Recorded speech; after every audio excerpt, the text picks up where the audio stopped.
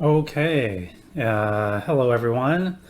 It's JP here for Bioorganic Chem 41.0. And yeah, so today's focus is we're going to finish the last part of part one of peptides and proteins. So this is part 1D.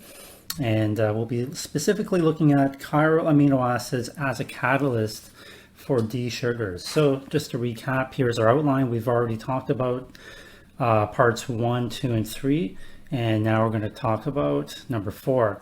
So before we talk about this material, I just want to bring you back to number 3, where we talked about chiral amino acids and how we live in this enantioselective world, how they could have been made or developed through some natural selection processes.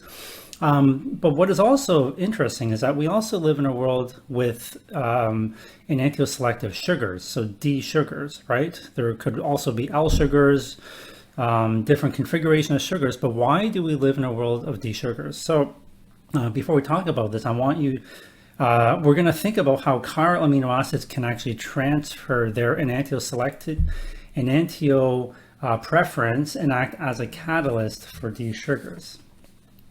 Okay, so chiral amino acids as a catalyst for D sugars. So one reaction we're going to be talking a lot about today is, or in the session, is the Aldol reaction. And, so several years ago it was found that amino acids can actually help catalyze this Aldol reaction. And you might be wondering, well, what is the Aldol reaction? Yeah, I've heard of it before. And yes, you have seen the Aldol reaction in second year organic chemistry.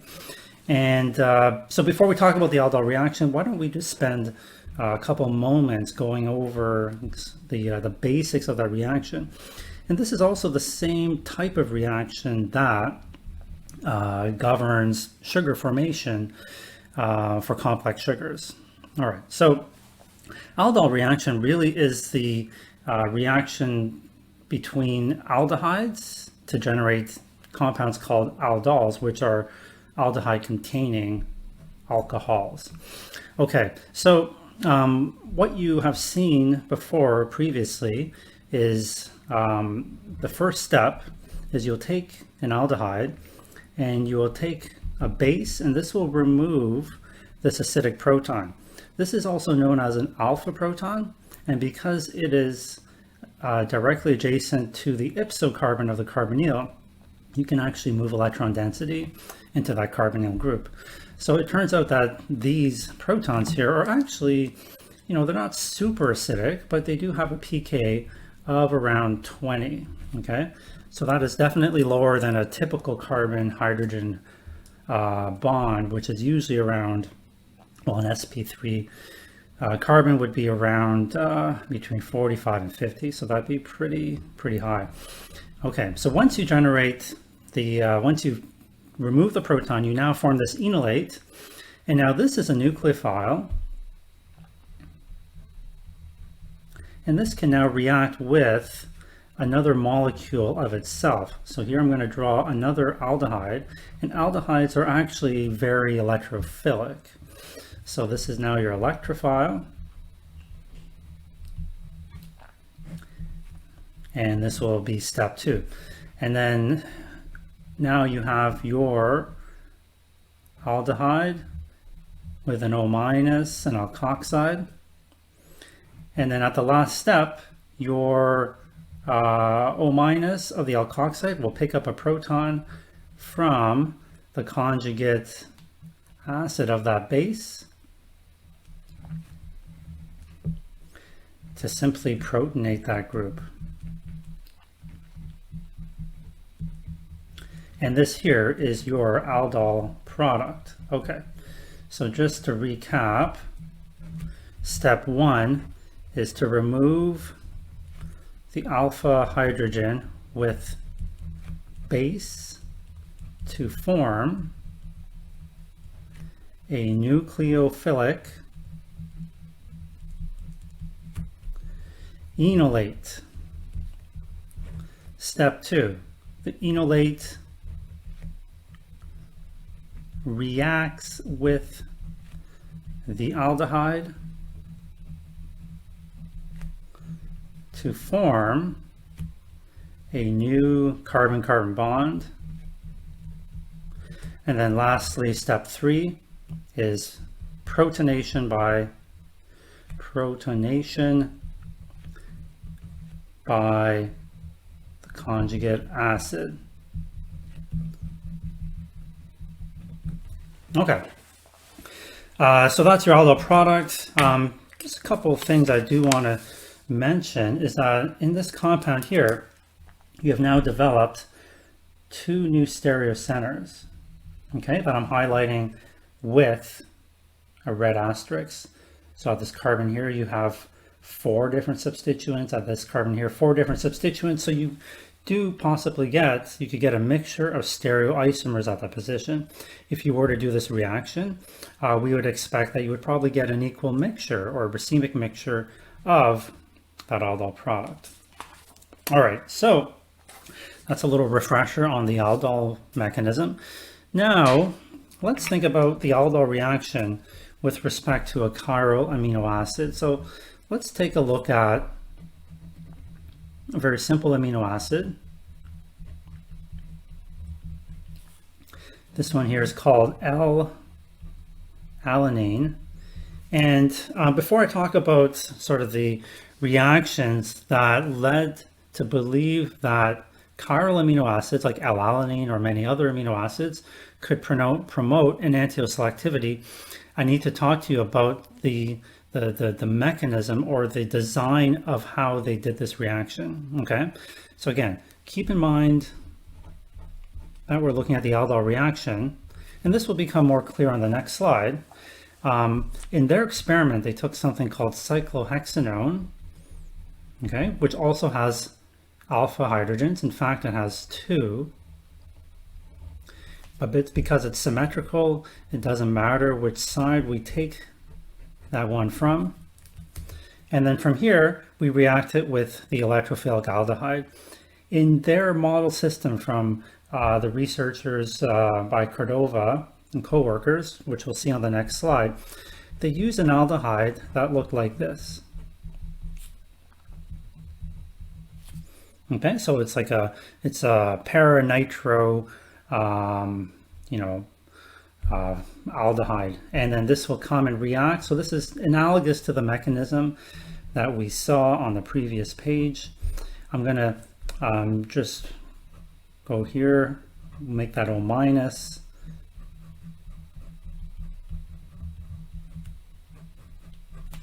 Okay, and then the last thing we need to do is now protonate with that conjugate acid. And this is now your final product. I'm just going to write our new carbon-carbon bond in red, just so that's a little easier to see. And this compound here is our new carbon-carbon bond.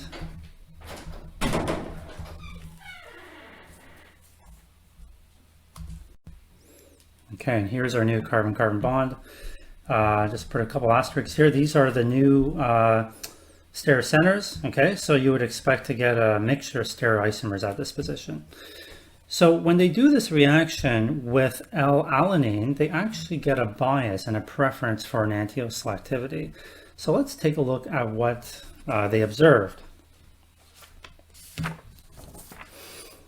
Okay, so in this experiment by Cordova, this was published in Chemical Communications in 2005, they found that small peptides can also catalyze the aldol reactions with enantioenrichment.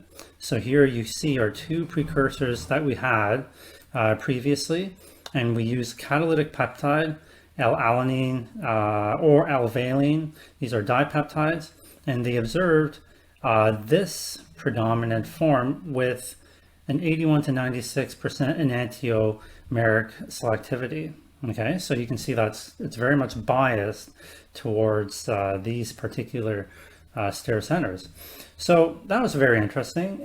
Now, why did they choose these particular substrates, right? Cyclohexanone, that probably wasn't around, in the prebiotic world. Neither was this nitro, aldehyde phenyl group here. It was just a model system to see whether these small peptides or amino acids could catalyze the reactions. So it's clear from their study is that, yes, they could catalyze the formation potential of sugars, and it's clear that amino acids and small peptides are capable of catalysis. You don't need like a sophisticated enzyme or protein to govern this enantioselectivity. All right, so this was published by Cordova and co-workers. And here are just some data from the paper showing that if they take, again, maybe not cyclohexanone, but other substrates, right? So it's quite versatile. Here you have cyclohexanone, we talked about that. This one here is not cyclohexanone, but kind of similar. This is an asymmetric ketone, another ketone here. And then if they take their aldehyde here and they treat it with L-alanine, they get very, very good and very high enantioselectivity, sometimes upwards of greater than 99%, and sometimes as low as 75%, but in general, these are really quite good. And only 30% mole of L-alanine is required to do this. Please keep in mind that you have to have the L-alanine around to get the promotion of this enantioselectivity. If you do not use L-alanine, then you actually don't get any, you get very little bias. Okay, so that was very interesting because it made researchers think that maybe chiral amino acids are promoting enantioselectivity in the prebiotic world.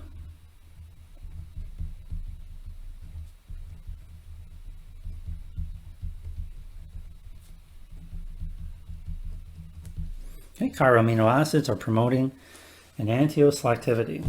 All right, so let's think about the mechanism of how this happens. Okay, how this happens. So this is, so this is a fairly large mechanism. So, definitely I'll go through this. I won't go through this too quickly. All right, but now we're starting with our ketone. Okay, and we got to think about how L-alanine, which I'm drawing right here,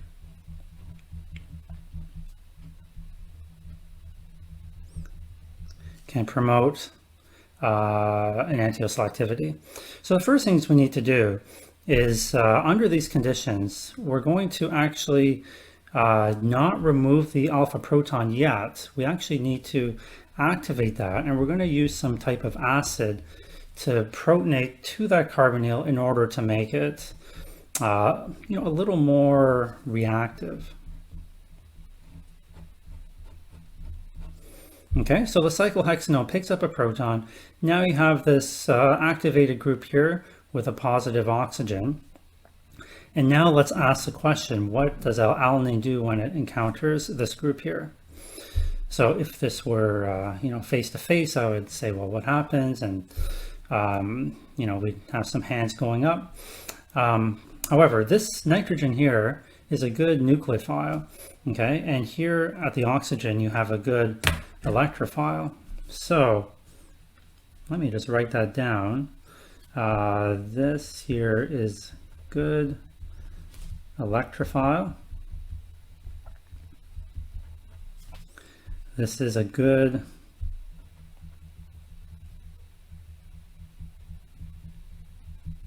nucleophile. So when these two come together, you're going to get nucleophilic attack at that carbonyl group like I'm showing right now. So if we follow the arrows, now you're going to have alcohol group here. Let's draw our cyclohexane ring.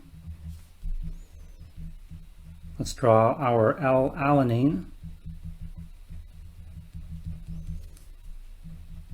Okay, so it's actually now covalently bound to that cyclohexanone, well, which is now not cyclohexanone. So what we're going to do is we're going to form something called an imine, okay, which is release of the water and forming a double bond between this nitrogen here and the carbon. All right, so that's what we need to do. So in order for us to do that, we need to make the water or the OH into a good leaving group. So first we're going to do is we're going to protonate that. Actually, before we protonate that, so let me just scratch that out. What we're going to do first is we're going to look at our nitrogen here and say, oh, wait a minute, that's positively charged, so we're going to remove a proton to make that neutral.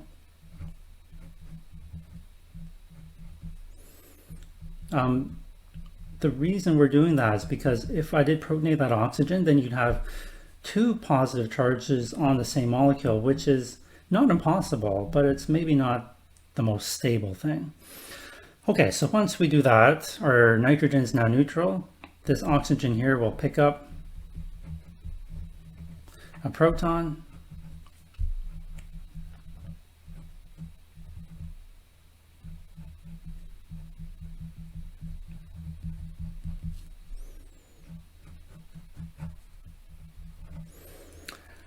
And then what we can have happen here is that we have H2O positively charged oxygen because it has 3 bonds, really good leaving group now under these circumstances.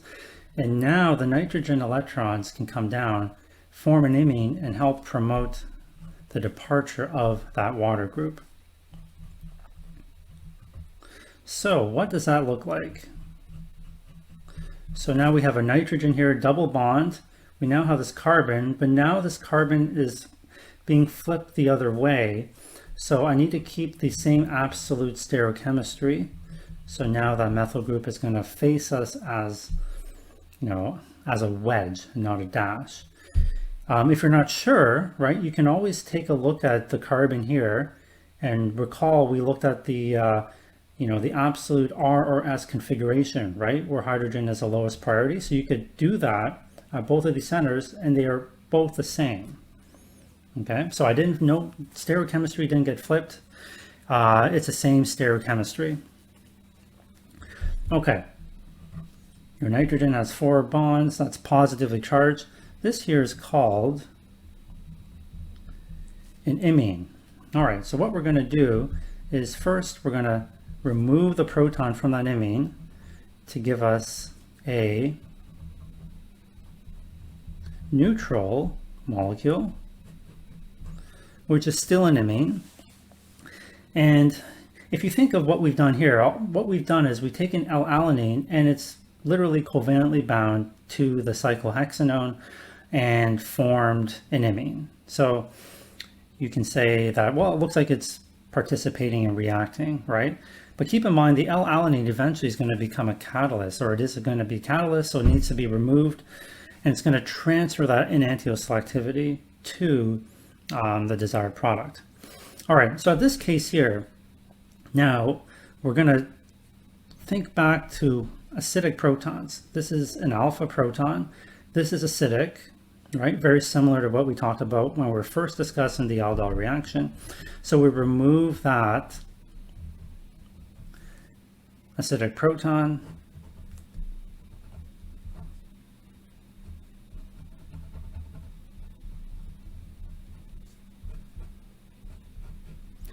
And we now have something called an N-amine.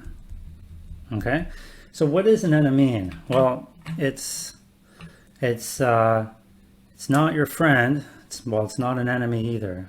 That was just a joke. But what an enemy is it's a weakly nucleophilic form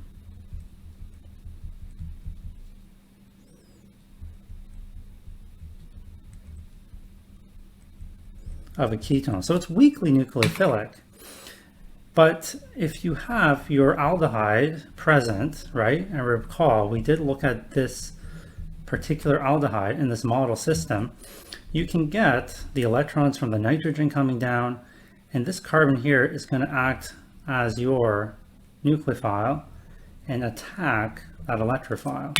Okay, so recall this is an electrophile, a very good one in fact, and this is your nucleophile. Okay, so if we do that, and if we have L-alanine here, you can see that you know, on one side you have this methyl group sticking out, so it's going to favor reaction in a certain three-dimensional format where you get attack predominantly occurring on one side. So if you do this reaction, this is what you will end up getting.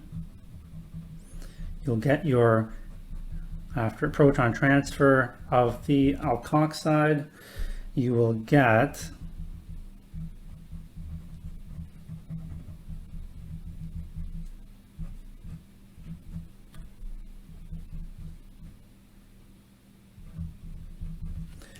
this product here, and you can see that you have two stereoisomers. These are formed in high excess, okay, because of the L-alanine acting as a catalyst. Now, if L-alanine is acting as a catalyst, what we need to do is we need to remove it, right? Because catalysts are neither consumed nor produced during the reaction. So recall, we need to form our aldol product, which is a combination of this ketone or aldehyde with the alcohol. Just going to move that up. And so what we need to do is we need to hydrolyze this imine back to its original ketone. Okay, so now think back and just retrace our steps back to what left to make the imine, right? If we go back, we can see that water had to leave in order for the imine to be formed. So if we're doing the reverse reaction, water now needs to come in and hydrolyze that imine, okay? So you guys have seen hydrolysis of imines to ketones in organic chemistry before, so I don't have space or time to go through that mechanism, but I would expect you to know how to do the reverse steps. Okay, so you do this reaction and then L-alanine is recycled back, and then that can go find another ketone molecule, and the process can be initiated over and over again. So chirality in the enamine is transferred to the new chiral center in the aldol reaction. So how does this really occur, like, you know, from a three-dimensional model? Okay, so this occurs through what is known as a six-membered transition state ring, okay? So what you can see here in red is you have the enamine, the imine, that is bound to the L-alanine, okay? So here's that methyl group that was sticking out. And then what you can see here in blue is the aldehyde, okay? So the aryl with the nitro group, aldehyde. So it forms actually a very specific six-membered ring, as you can see here. And if you recall from organic chemistry, chair structures are actually good and favorable. And it turns out they're actually, they actually form during transition states to form the more stable structures. This is known as a Zimmermann-Traxler transition state. All it does is it describes the transition state during the aldol reaction. Okay, so this occurs with high enantioselectivity. Here is the product that we formed with the imine, and then water needs to come to hydrolyze that to give us our desired compound. So chirality in the enamine is transferred to the two new chiral centers in the aldol. Now, this is really more of a appreciation slide, okay?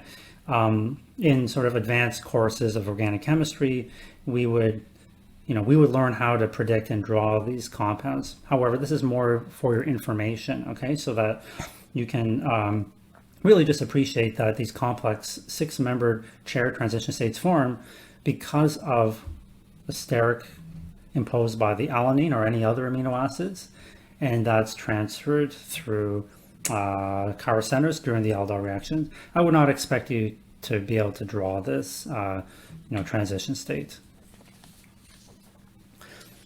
Okay, so moving on. So an intriguing example of how chirally enriched amino acids in the prebiotic world can generate sugars with deconfiguration.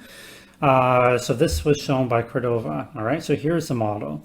So if you take this compound here, which is a 1,2, sort of a 2-carbon model species, okay? The BN group, by the way,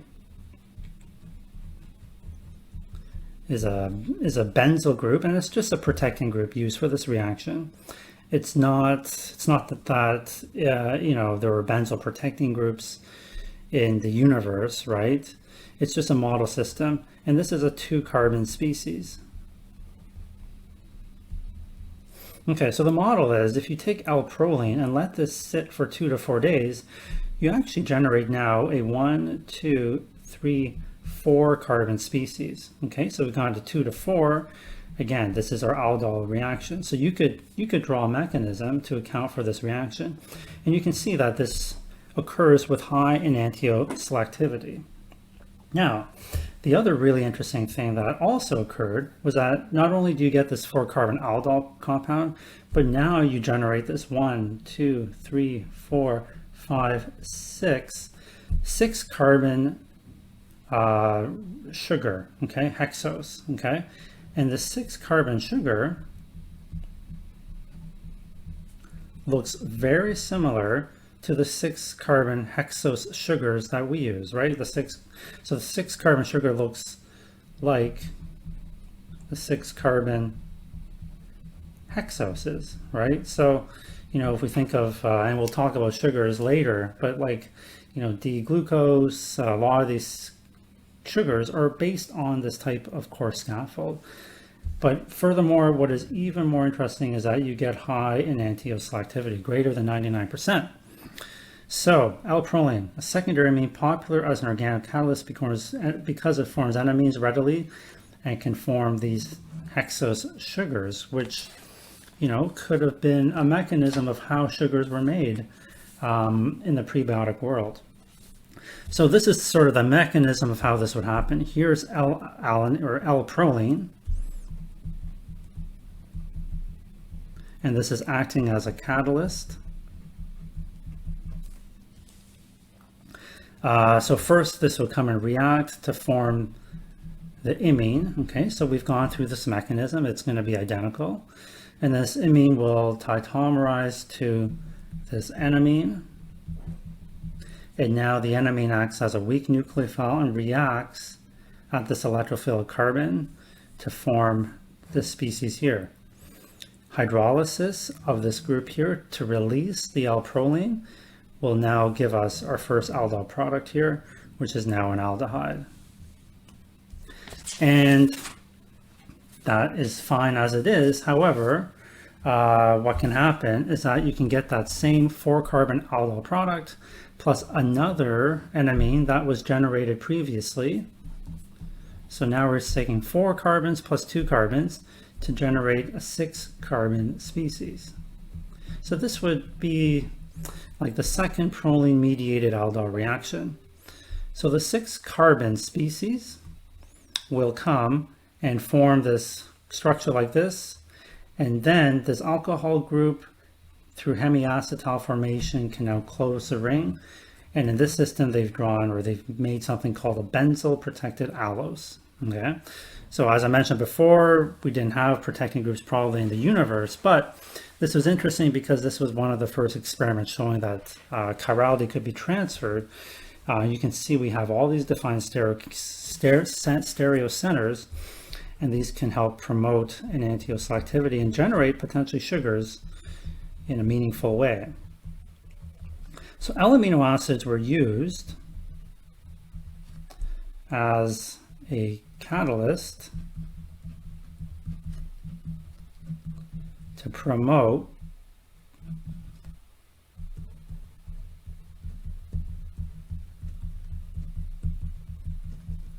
enantioselectivity in sugars during the aldol reaction. Okay, so I'll just leave that there for a second.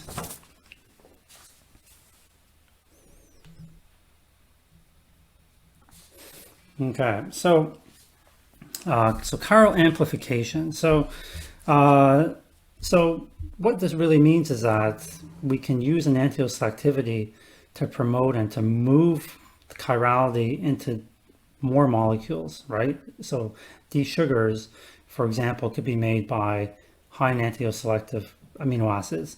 This also suggests that the initial chiral pool is composed maybe of amino acids and that they transferred their enantioselectivity to sugars. This is also known as kinetic resolution. Could this mechanism have led to different sugar diastereomers? Who knows? It's something that's sort of hotly debated right now. So what we've done is we've gone from a model where we've taken amino acids being perhaps some of the first molecules that were made, maybe ancient peptides were made, and they transferred some of their enantioselectivity via Aldol reaction to sugars to make, D sugars, okay? Or maybe they form complex enzymes to help this enantioselectivity. Not really sure. One thing's for certain though, is that we really, it takes a lot of work to make enzymes, right? So some people think that maybe enzymes were made and then later they created like these D sugars.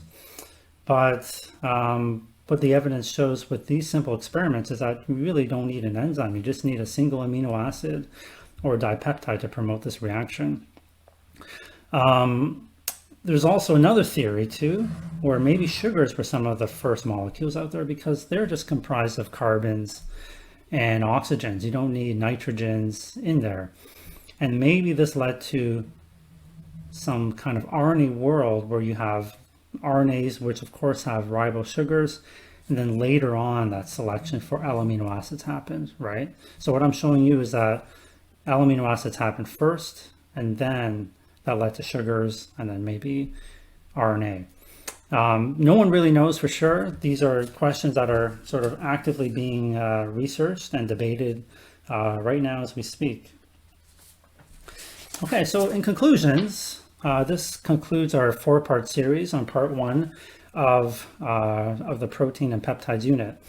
So if I just can quickly recap, part 1A, we kind of looked at the different properties of the 20 amino acids. Okay. Part 1B really looked at how amino acids may have been formed prebiotically by basic building blocks.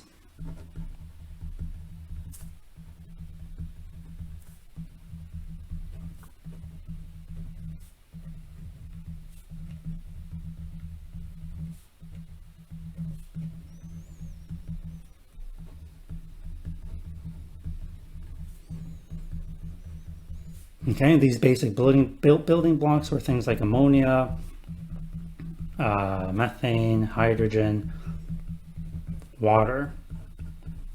1C was understanding that amino acids are chiral, and there were selection pressures in the environment that may have led to some enantioenrichment.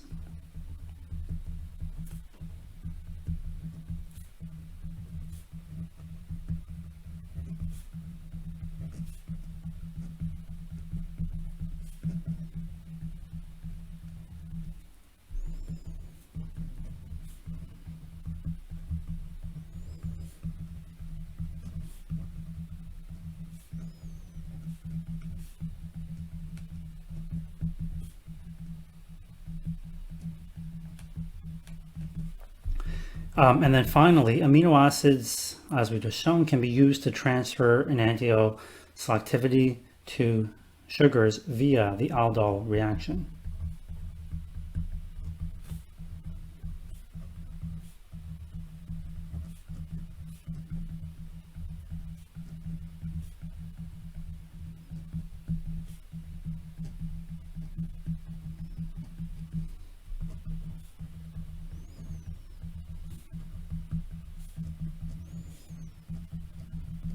Okay, so that concludes this first part on proteins and peptides.